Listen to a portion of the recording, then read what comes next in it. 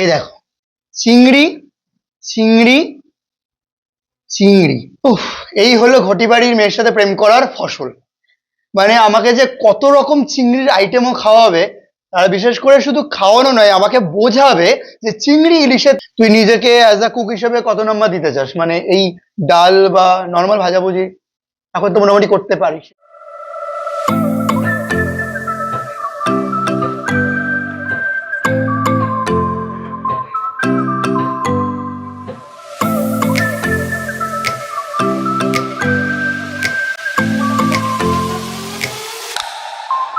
হে বন্ধুরা, welcome to our new blog. তো আজকের শনিবার দুপুর, তো আমি ভাবছিলাম সকাল থেকে কি নতুন কিছু খাওয়া যায়। তো শরীরটা একটু খারাপ আর বাইরে তো খেতে পারি না। তো সঞ্চারীকে বললাম তুই হালকার মধ্যে কিছু রান্না করে নিয়ে আয়। ও বললো ঠিক আছে দাঁড়া, আমি তোর জন্য একদম লাইট কিছু করে নিয়ে আসবো। কি কি বাজার করেছিস সকাল থেকে বল। সবজি বাজার, গাজর, ঢেঁড়স, আলু, চিংড়ি মাছ, লাল শাক, ধনেপাতা। আচ্ছা চলো তোমাদের দেখিয়ে নিও কি কি রান্না করে নিয়ে এসেছি। একদম ঘরোয়া রান্না, অথচ মানে দেখতে বেশ কিন্তু টেম্পটিং লাগছে। তুমি ও রান্না করেছে আলু ভাজা, আলু ভাজাতে কিন্তু পোস্ত আছে দেখতে পাচ্ছি, বেশ সুন্দর সিদ্ধ হয়েছে, ভালোই লাগছে দেখতে। এরপর আমার খুব মানে অনেকদিন ধরে খাওয়ার ইচ্ছা ছিল যে আইটেমটা, সেটা হচ্ছে লাল শাক। লাল শাক পোস্ত দিয়ে কিন্তু আমার দারুণ লাগে, তো দেখতেও কিন্তু বেশ ভালো লাগছে। একটু পরে খাওয়া যাক। এরপর দেখি কি করেছে, ঢ্যাঁড়স ভাজা। তো ভেন্ডি ভাজা এমনি ভালো লাগে। আর এই আইটেমটা কি করেছিস? গাজর দিয়ে মুগ ডাল। গাজর দিয়ে মুগ ডাল। তো দেখো মুগ ডাল করেছে, ধনে পাতা দেওয়া আছে গার্নিশ করা, দেখতে কিন্তু বেশ সুন্দর লাগছে। আর একটা আইটেম করেছে হালকার মধ্যে, সেটা হচ্ছে চিংড়ি মাছের এটা তরকারি, জাস্ট নর্মাল চিংড়ি মাছের ঝোলের মতোই আর কি। চলো প্রত্যেকটা আইটেম তোমাদের সাথে একসাথে খাওয়া যাক। চলো প্রথমে শাক দিয়েই খাওয়া যাক। লাল শাক কিন্তু ভাত দিয়ে মেখে খেতে আমার দারুণ লাগে।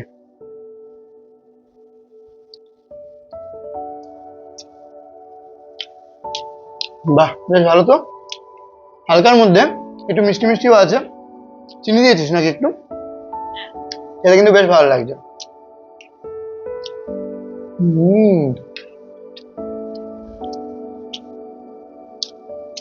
আহা, দারুণ লাগছে। এরপর ঢ্যাঁড়স ভাজা আর আলু ভাজার পালা। একটুখানি অল্প করে ঢ্যাঁড়স ভাজা দিয়ে মেখে খাওয়া যায়। কেউ নেই একটু কেউ খা।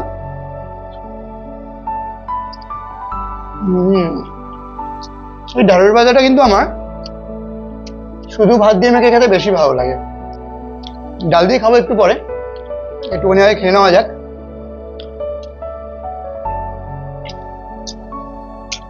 বল তোর কেমন লাগছে? আমি ভাজা ভুজির সাথে টমেটো ডাল, আমি একেবারে আর শাকটা কেমন লেগেছে খেতে এমনি? প্রথমবার লাল শাক রান্না আমার ভালো। এরপরে একটু আলু ভাজা নেওয়া যাক। আলু ভাজা পোস্ত দিয়ে কিন্তু আলু ভাজার এসেন্সটাই কিন্তু অনেকটা বেড়ে যায়। আর আমি আগে পোস্ত দিয়ে এরকম খেতাম না। ও তো অ্যাকচুয়ালি ঘটি বাড়ির মেয়ে, ওর কাছ থেকে আমি পোস্ত দিয়ে রান্না করে খাওয়ার যে ব্যাপারটা, চলটা আর কি, সেটা শিখেছি। এখন আমার পোস্ত দিয়ে না খেলে বরং ভালো লাগে না। মানে আলু হোক যাই হোক না কেন, ঢ্যাঁড়স ভাজা হোক, সব কিছু একটু যদি পোস্ত থাকে, এসেন্সটা যেন একটু বেড়ে যায়। নর্মাল আলু ভাজা একটু ঝাল ঝাল হয়েছে, লঙ্কা দিয়েছিস একটুখানি হালকা করে, যেরকম নর্মালি বাড়িতে খাই আমরা আলু ভাজা সেরকমই, বাট খেতে বেশ ভালো লাগছে। বিশেষ করে দুপুরবেলায় এই যে আলু ভাজা ভাত দিয়ে খেতে কিন্তু মানে অন্যরকম লাগে, গরম ভাতে বিশেষ করে।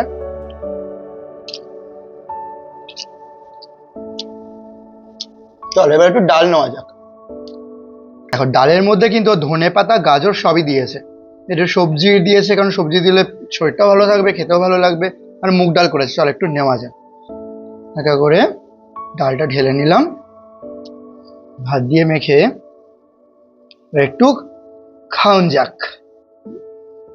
ঢেঁড়স ভাজাটা একটু নেব, একটুখানি আলু ভাজা নেব, এবার ভাতটা দিয়ে মেখে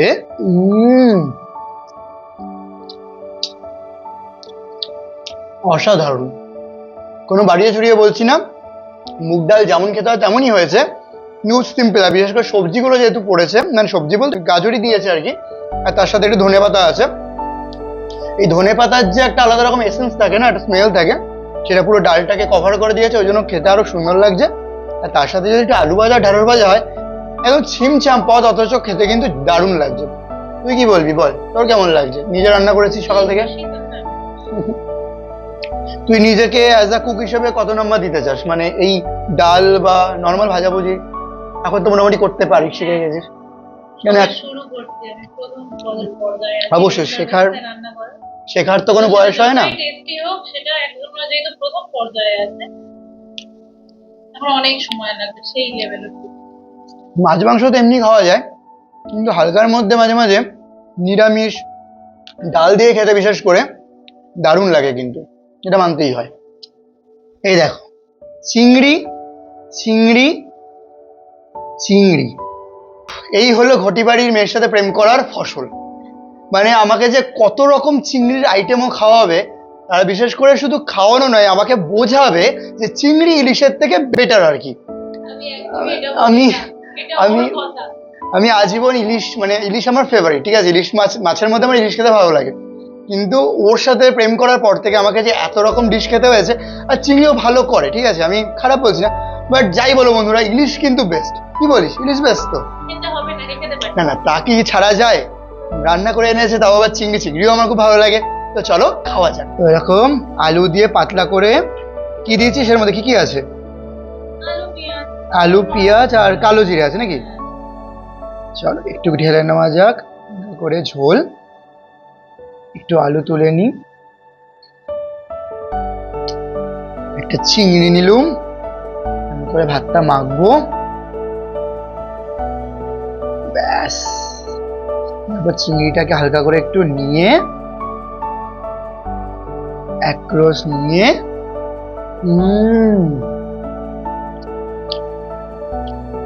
একটু ঝাল ঝাল কষা কষা, মানে কষা নয় অ্যাকচুয়ালি, ঝাল ঝাল লাগছে, বেশ ভালো লাগছে খেতে। মানে আমার পুরো মোরলা মাছের যে টেস্টটা, মোরলা মাছের ঝোল যেরকম টেস্ট, কাইন্ড অফ ওরম টাইপের ফিলিংসটা আসছে খেয়ে। এটা কবে থেকে করে শুরু করলি? এটা তো কোনদিন খাইনি আগে। তোর হাতের মালাইকারি খেয়েছি এর আগে, এছাড়াও চিংড়ির আর কি কি তরকারি খেয়েছি জানো আমরা? চিংড়ির ডাল, চিংড়ি দিয়ে আর ওই, হ্যাঁ, তারপর কচুর লতি, কচু চিংড়ি সবই খেয়েছি। এই আইটেমটা বেশ ঝাল ঝাল লাগছে, ভালো লাগছে, মানে বিশেষ করে যদি কারো জ্বর হয়, জ্বর হওয়ার পর যদি এই আইটেমটা খাও, মানে তোমরা ভাত দিয়ে খাও, বেশ ভালো লাগবে। ঝাল ঝাল খেতে বেশ ভালোই লাগছে কিন্তু। চিংড়ি, আহা, সব পেয়েছে বেশ। ডান। বল এবার তোর বক্তব্য কি?